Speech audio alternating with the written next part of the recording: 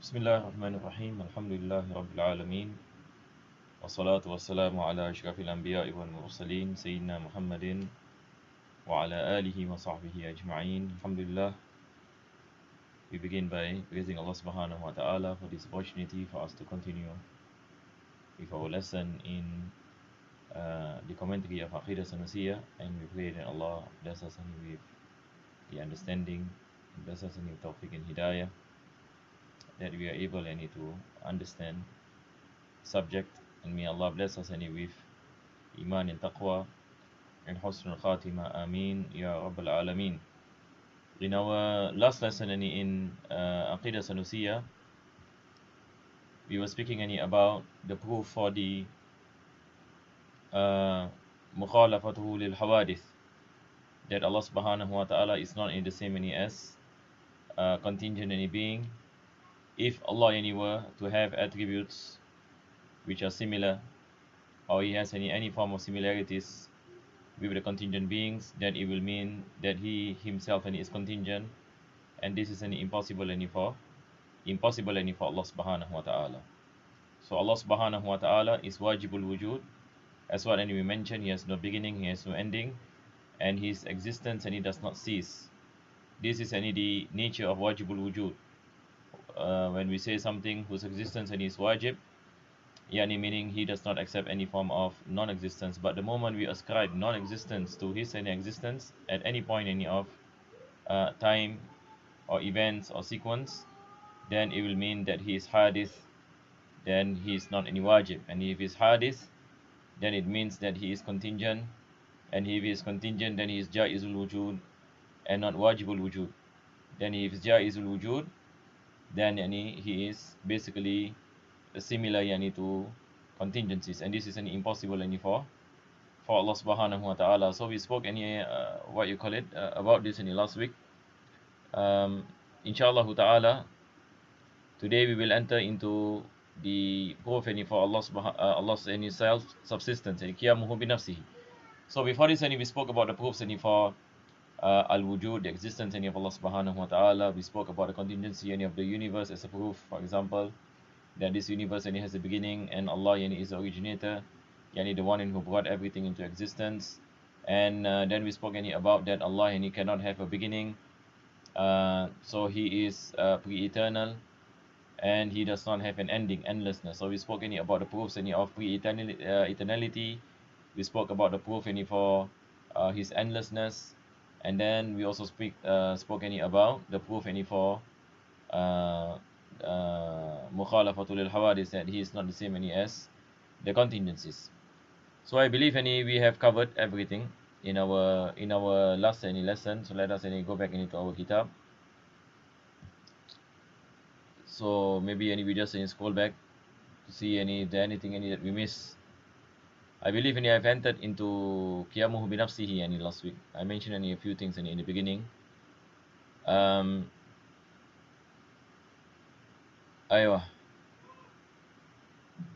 he mentioned, so if he were similar to contingent beings, contingency would have been necessary for him,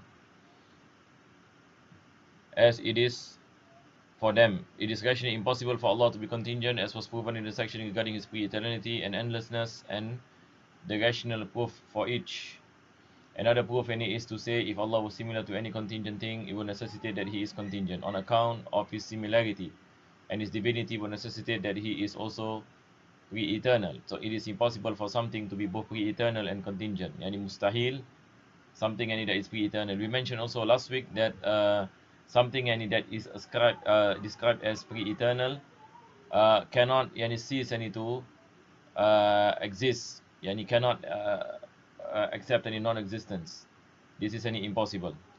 Al-qadim la yan'adim, we have a principle in Aqeedah, al-qadim la yan'adim, the one who is ascribed as al-qadim, as pre-eternal, can never cease to exist, meaning cannot accept non-existence. So if a person says that Allah is pre-eternal, but at the same time he accepts non-existence or any form of contingency or similarity with contingent beings, now this is a contradiction, the gathering of two contradictories, because something that is pre-eternal cannot become contingent, and something that is contingent cannot become pre-eternal. So if a person and he says that he is pre-eternal and contingent at the same time, now this is ijtima'un naqidain. This is any the gathering any of two contradictories, and this is any impossible that easily any we can understand the impossibilities. So now inshallah ta'ala we go on yani to the next part. We are still in speaking about the proofs and within any sifat and salbiyah, that is any qiyamuhu bi nafsihi. So last time any we have learned the meaning any of qiyamuhu any bi nafsihi, that Allah subhanahu wa ta'ala is not any in need any of something any to subsist in, and Allah any is not in need of an originator, yani the one any who brought him any into existence, or the one any who specifies any his existence. So he says self-subsistence, and it means that the divine entity here goes back into the entity of Allah subhanahu wa ta'ala. The that of Allah subhanahu wa ta'ala is free of needing a locus or determiner. So there are two things here. One and we have any locus, and one and we have any a determiner.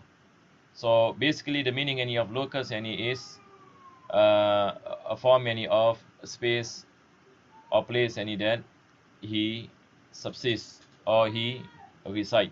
This is any impossible any for Allah subhanahu wa ta'ala. So he is not in need any of any locus. Any Allah any exists, and he is an entity. He is an entity that stands any on its own and not in need any of space and place, and not any in need any on what you call it to subsist any on something else. And Allah any is not in need of a determiner. Basically the meaning any of determiner is the one who brings him any into existence or specifies any his existence. Last time when we spoke any about the attribute of al-irada, we say sifatun azaliyatun tukhassisul mumkina bi ba'di ma yajuzu alayhi min ijadin wa i'damin. We mentioned yani that tukhassisul mumkin, the will of Allah subhanahu wa ta'ala, it determines any the mumkin, or it specifies any the mumkin. Min ijadin wa i'dam, yani Allah is the one who specifies the existence of a particular thing and the non-existence any of the particular thing. Min zamanin wa makan, likewise the place where it is going and to be in existence, and the time where it is in existence. Like our existence and is determined by Allah subhanahu wa ta'ala. So in the sense, and we say Allah is the determiner, yani the one who specifies your existence, the one who specifies the time of your existence, the one who specifies the place any of your existence. Allah subhanahu wa ta'ala is the one who determines. So he is not being determined any upon any, meaning there is not nothing other than Allah subhanahu wa ta'ala that specifies any his existence. The proofs any will come inshallah. It is easy any to understand of the impossibility any of such, because any if Allah is determined of something else, then he is contingent, then he has any beginning, and this is impossible. It is an intrinsic self-sufficiency and freedom any from needing any a locus or determiner for Allah's any entity. So the entity any of Allah subhanahu wa ta'ala any is not in need any of something else that he subsists in or that he reside in. This is any impossible. Self any subsistence is therefore composed of two portions. So this is any a summary, composed any of two portions. Freedom any from needing any a locus, al-mahal in Arabic, and we call it al-mahal, and freedom any from needing a determiner. Freedom any from needing a determiner. So determiner here meaning basically it means yani a creator, that Allah yani is not in need of a creator yani to bring him yani into yani existence. So this is what we are going to talk about today inshallah ta'ala. So the author any mentioned the rational proof for the first portion is as follows. If he the exalted were in need any of a locus, that is to say, if he were in need of an entity in which any to subsist, just as an attribute subsists within the one described any with it, he would then be an attribute of something else, which is a meaning among qualitative any meanings. Right, before any we go on, let me give you any simple example. Maybe any of these words any might be difficult any for some of you.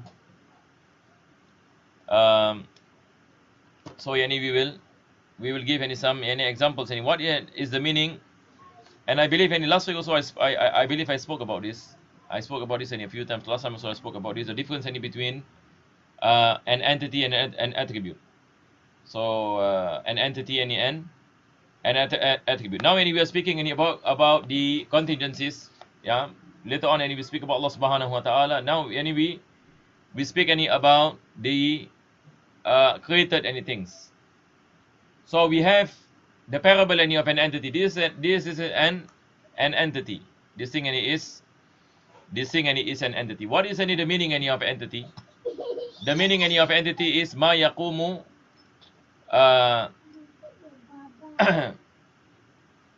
yani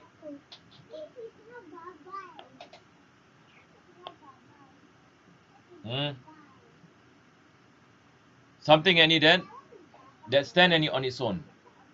Something any that stand on its own. What is the meaning? Yani now any I have any this thing. Now any I have any this is an entity. So if I have this any, for example, these two are entities. So two entities any they do not any subsist any within themselves. Correct or not? Yani this is something any that stand on its own, this is something that stand on its own. They cannot any subsist any within themselves. So this is the meaning any of entity. They cannot any subsist any within any themselves. Because why? Because any it is an entity that stand any on its own. It is an entity any that stand on its own. It does not any stand any on others. So we say it does not any subsist on something else, because these are two entities. Ayo. But when comes into the color yani of this box, the color any of this box is black and in color, we say this is an attribute. An attribute that subsists within the entity. An attribute any that subsists any within the entity. So when we say the color any, for example, can any the color subsist any by itself? It is not possible. We mentioned many a times that it is not any possible any for colors any to stand by themselves. So let me repeat this again, for us any to come any to a good any understanding any of the subject. Ya Jamal, look at the black color here. Can the black color stand on its own? This is the question. Can the black color any stand any on its own? Any meaning, can you remove the black color from this box? Remove it and show it in a sense that it is an entity by itself. This is impossible. Everybody knows this, correct or not? Yani the color yani of something, this form of accident is what we mentioned, the word in term of accident. When we speak any about contingency any of the universe, we spoke about substance and accident. Other than Allah subhanahu wa ta'ala, we mentioned this is a substance, at the same time it is an accident. Or we say this entity, no issue. This is an entity. Type we can name any accident as an attribute, no issue. Type can an accident or attribute, like the case any of the color any of this bag, can it be removed? Can it be removed and stand on its own? The answer is no. Why? Because it is a substance. It subsists within the entity. It is not an entity. It is not something that stands on its own. So there is a difference any between an entity and a substance. What is any difference? Substances do not stand by their own, whereas entities stand by their own. Substances subsist within the entity. An entity does not subsist within an entity. Just like we say, an entity does not subsist within an entity, but a substance any subsists any within an entity. Can you see it? Just like the height any of this box, it is an accident or an attribute. We say this box any is oval. This box any is oval. Can you remove any ovalness? No. It subsists any within the entity. It subsists any within the entity. Likewise, any the width any of this box, it is an attribute. The height is an attribute. The thickness any is an attribute. The color is an attribute. So they do not subsist any within themselves. They subsist any within the entity. So they are in need of entity to subsist. This is the nature of attributes and accidents. Type. Now when we get this again, let us get this again.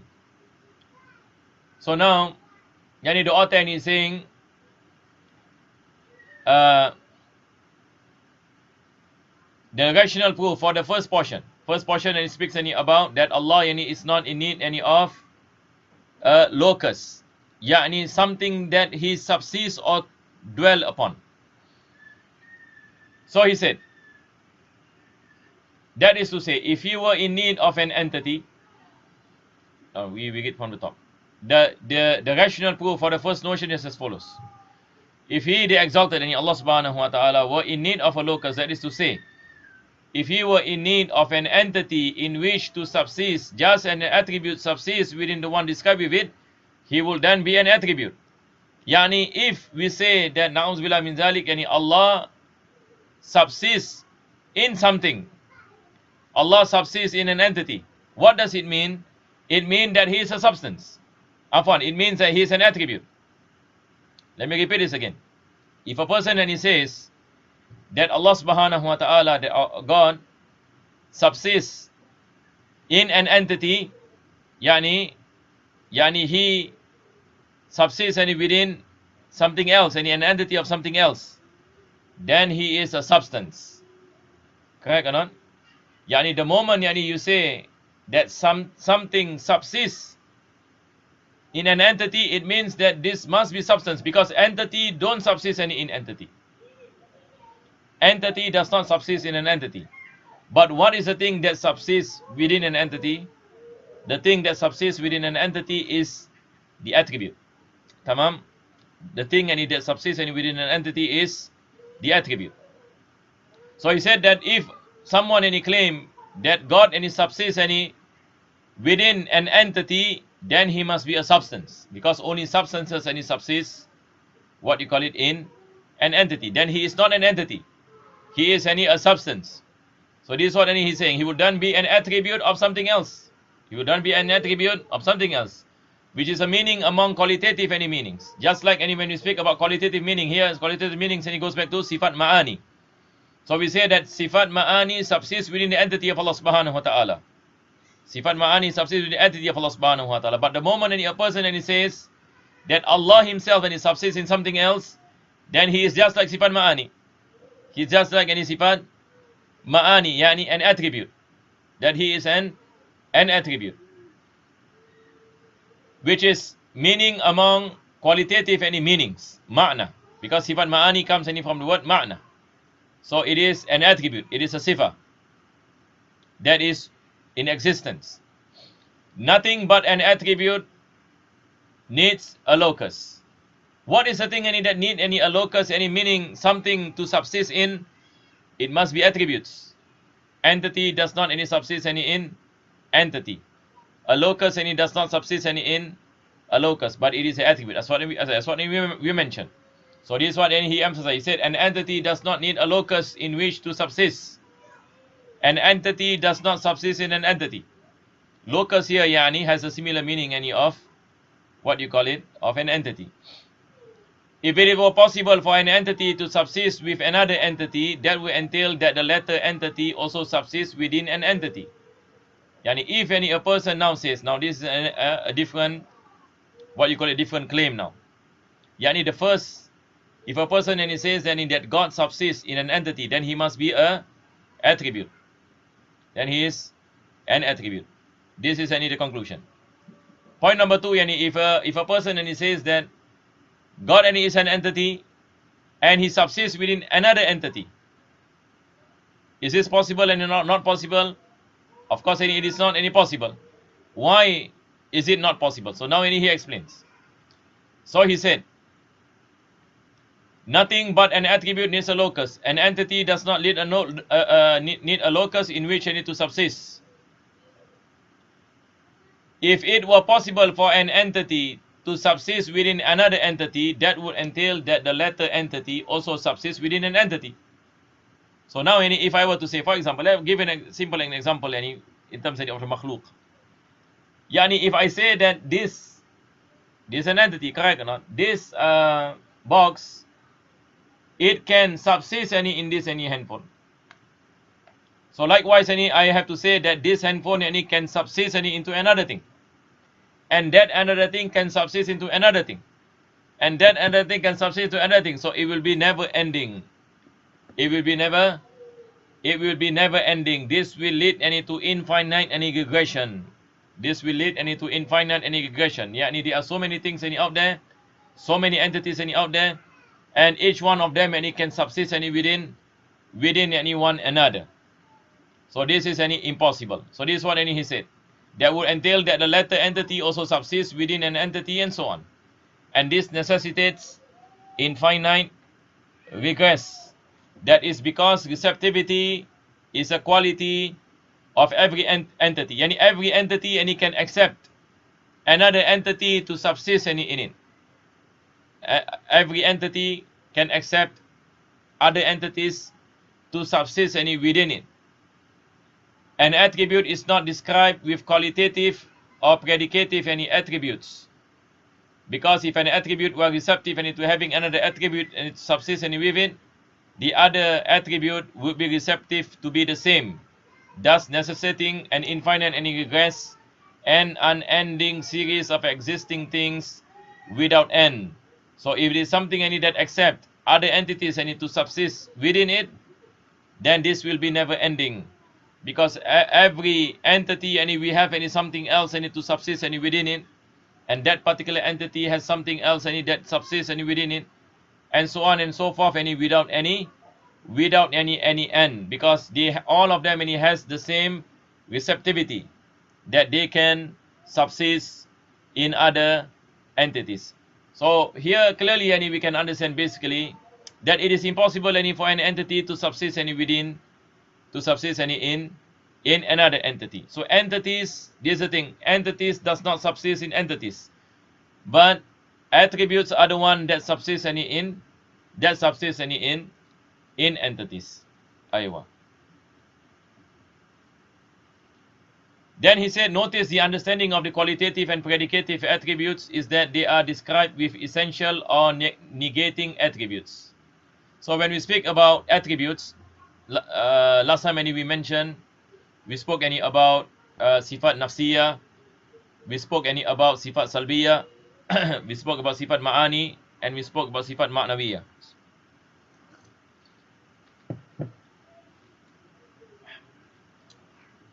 So sifat nafsiyah is the attribute of wujud, and for example the existence. It is ainu zat, yani it goes back to the entity of Allah subhanahu wa ta'ala. When we say any nafsiyah, basically we say the existence of something. Salbiyah, we are negating the impossibilities. So salbiyah, in reality, it is in non-existence. And when we say, for example, Allah has the attribute of al-qidam, meaning Allah has no beginning. So beginningness is not in existence. That is why we say salbiyah is adamiyah. The attributes of salbiyah, the negating any attributes, they are not in existence because they are negated. They are negated. So to describe an attribute as nafsiyah and salbiyah, that is permissible. That is permissible. For example, if I say for example, the attribute of knowledge. Knowledge is an attribute, it's a ma'na, sifat ma'ani. Knowledge is from sifat ma'ani. So I say that knowledge is in existence. So this is sifat nafsiyah at the same time. That knowledge is in existence because nafsiyah speaks about al-wujud, the existence. So we say, for example, a person comes to you and say that you have knowledge and your knowledge is in existence. This is nafsiyah. And then we can also ascribe salbiyah to this attribute of knowledge. How do you ascribe any salbiyah to sifat ma'ani?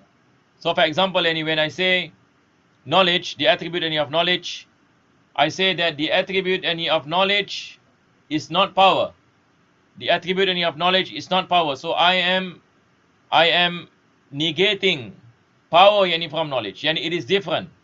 I'm saying that this knowledge is not this. Knowledge is something else. Knowledge is inkishaf. It is not mu'athir.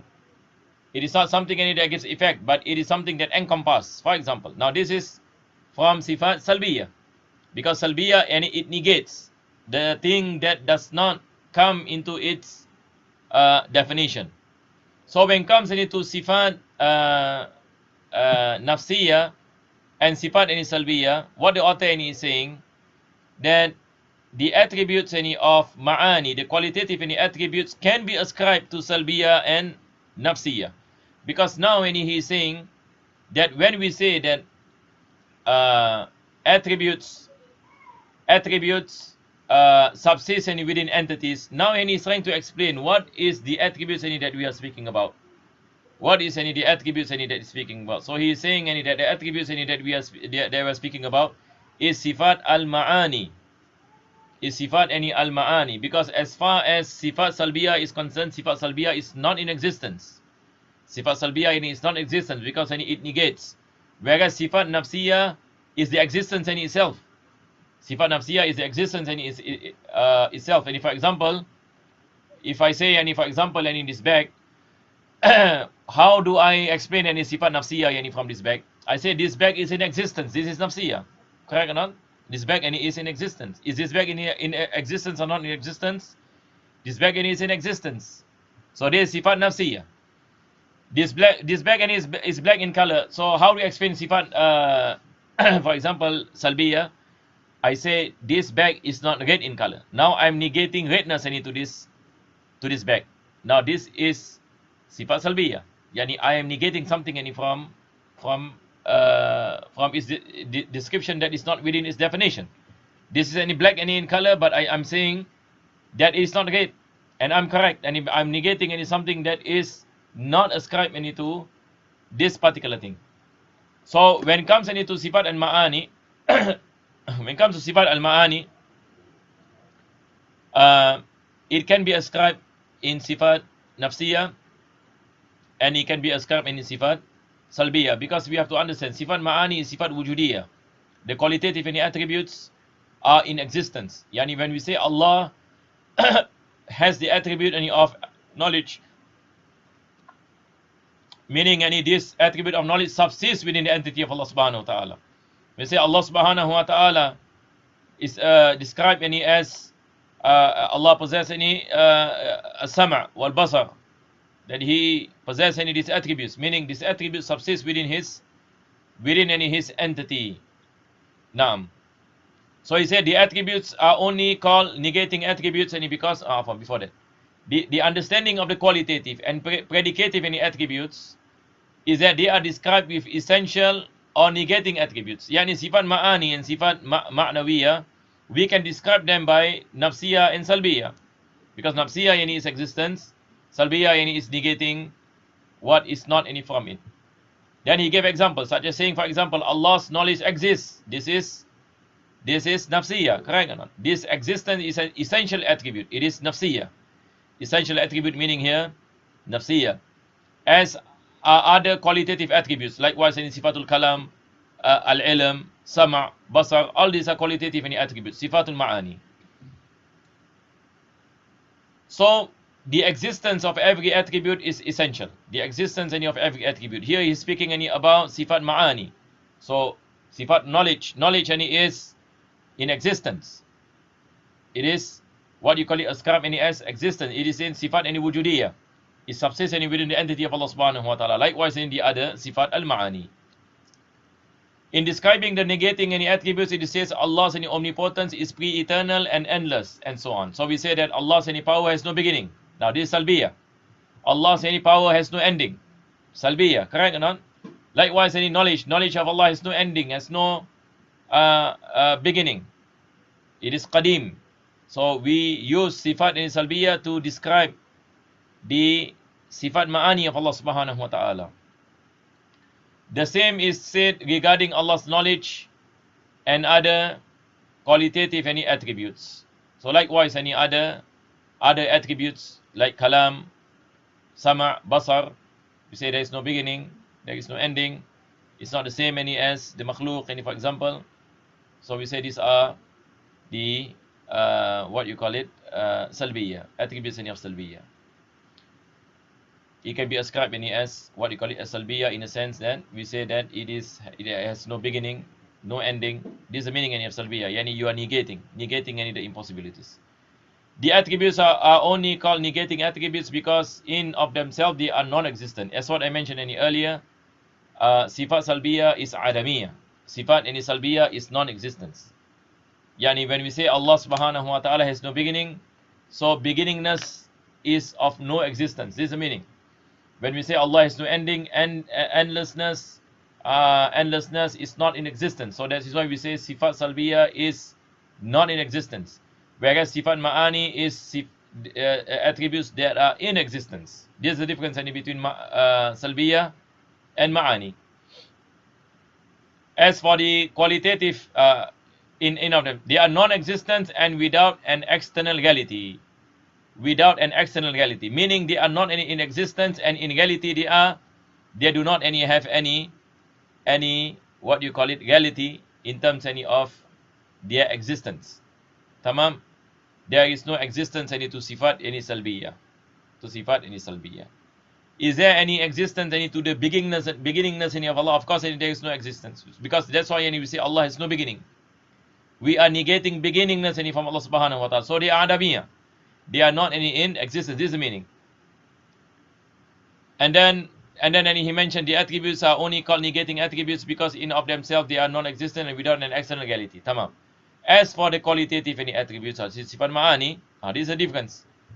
He said they are existent, and sifat ma'ani, sifat wujudiyah, and the predicative attributes are inseparable any from them. Inseparable. Yani the moment and you say Allah is possess knowledge, then He's alim.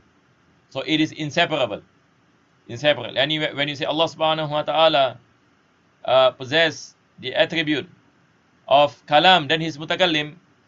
Allah subhanahu wa ta'ala possesses the attribute sama', then He's sami'. So this connection and we say it is iltizam. Yani mulazimatun laha. That is why when comes any to sifat any ma'nawiyah, we say sifat ma'nawiyah is the result of sifat ma'ani. It is an extraction any of sifat ma'ani, because the moment you ascribe sifat ma'ani to something, you can any extract any the ma'nawiyah. So that is why he said that it is inseparable. It is inseparable because it is understood, which in itself and as for the qualitative and the attributes, they are existent, and the predicative attributes are inseparable any from them, which in itself entails infinite any regress. What does it mean when he say which in itself entails infinite regress? This goes back into earlier what he mentioned.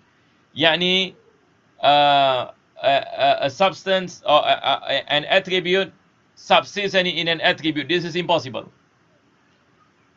Attributes do not subsist in attributes. Attributes do not subsist in attributes. So the reason why he mentioned sifat salbiyah, you need to explain that when you say that sifat ma'ani can be ascribed as sifat salbiyah, it doesn't mean that we are speaking about attribute subsist in attribute, because sifat salbiyah, they are non-existent. Sifat salbiyah are non-existent. So it is just about explaining. So when we say knowledge of Allah subhanahu wa ta'ala, this ma'na, sifat ma'ani. We say knowledge of Allah has no beginning. So we use any salbiyah to describe knowledge. So this is not about subsisting in. So when we speak about sifat ma'ani, we are speaking about attributes that are in existence. It's different from sifat salbiyah, and it's different from sifat nafsiyah, because sifat nafsiyah basically it speaks about existence in a particular thing. So it is different. So when we say that sifat ma'ani is in existence, then it is impossible for sifat ma'ani to subsist in sifat ma'ani. It is impossible for sifat ma'ani to subsist in sifat al-ma'ani. Why is it impossible? This is what he mentioned. Because if that happens, then it will entail infinite regress. Infinite regress. The moment you say an attribute can subsist in an attribute, that attribute also can, other things can subsist in that attribute. And that attribute also can subsist in another attribute. And another attribute can subsist in another attribute. So it will be never ending. Just like how we say that it is impossible for an entity to subsist in an entity, that if a person says that it's possible, then it will lead to infinite regression, because every entity will have that receptivity to subsist in other entities. Likewise, when we say that attributes, if a person says that attributes can subsist in an attribute, then it will lead to infinite regression, because every attribute has the receptivity to subsist in other attributes, and other attributes can subsist in it. And this is impossible, because it leads to infinite regression and unending regression, and this is impossible. For this reason, then he said, for this reason, to avoid that implication, we say that an attribute is not described with either qualitative or predicative attribute. So if you have an attribute that is a ma'na, that is from the ma'ani, it cannot any be described with another, what you call it, another ma'ani. It is any impossible. It is impossible any for ma'na to subsist in a ma'na. Yani a qualitative attribute to subsist any in a qualitative any attributes. Or predicative any attributes, because predicative attributes are extracted any from sifat al-ma'ani. It is proven that both rationally and textually that Allah subhanahu wa ta'ala is described with qualitative and predicative attributes. That's what we study, that Allah has sifat ma'ani and we extract sifat ma'nawiyah from sifat al-ma'ani. It is proven both rationally and textually that Allah is described with qualitative and predicative attributes. That means He is not an attribute. Now this is basically where the author is getting to. He said that Allah is not an attribute. Tamam? Allah ini is not an attribute. Allah ini is an entity. Allah is an entity and attributes. Yani He is an entity that stands on His own, not in need any of a locus any to reside, and He does not subsist any in another entity. He is an entity and He has any attributes. He has attributes. So Allah in His entity and attributes. This is where He is getting into. He is an entity, he said. He is an entity and does not resemble attributes. Does not resemble any attributes. Hence He does not need a locus. Yani something to reside on. So that is why we say Allah subhanahu wa ta'ala is not in need any of a space or place any to reside. Yani He stand any on His own. He stand any on His own. And He is what you call it, He does not in need any of a locus. So this is any the first part. Then He said the rational proof any for the second portion. The rational proof any for the second portion. And maybe I just run this too, because now we are finishing any sifat, what you call it, qiyamuhu any binafsihi. So the first part is about that Allah is not in need any of a locus any to reside. So He is not an entity that subsists in another entity, and He is not a substance that subsists within an entity. Allah subhanahu wa ta'ala is an entity like no other entities, and He stands on His own. He is not in need any of other things to reside on, and He does not subsist in anything. So He is an entity with attributes, yani that subsists within His entity. Clear inshallah. Then he said the rational proof for the second portion. Second portion is about the mukhassis, that he is not in need any of the determiner, that is free from needing a determiner. It is as follows: if he was in need any of a determiner and subject doer, he will be contingent. Yani the moment we say that Allah is in need of a mukhassis, and meaning the one who determines his existence, then he must be a mumkin.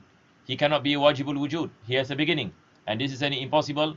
We spoke about this, that Allah has to be qadim, and it is impossible that Allah is hadith, because if He is hadith, then He cannot be the creator, but He is a creation. Based on the aforementioned rational and unequivocal proofs that He is not contingent, this is proven false, that Allah subhanahu wa ta'ala is qadim, Allah is not, Allah subhanahu wa ta'ala is not contingent. So by this alhamdulillah we have completed the part of explaining the proofs for the qiyamuhu binafsihi, that Allah is self-subsistence. So if there is no questions from our jama'ah, we will call it a day inshallah. Wa sallallahu ala sayyidina Muhammadin wa ala alihi wa sahbihi wa sallam. Alhamdulillah rabbil alamin. Inshallah next week we will revise again some of these things inshallah, before we continue to the next part.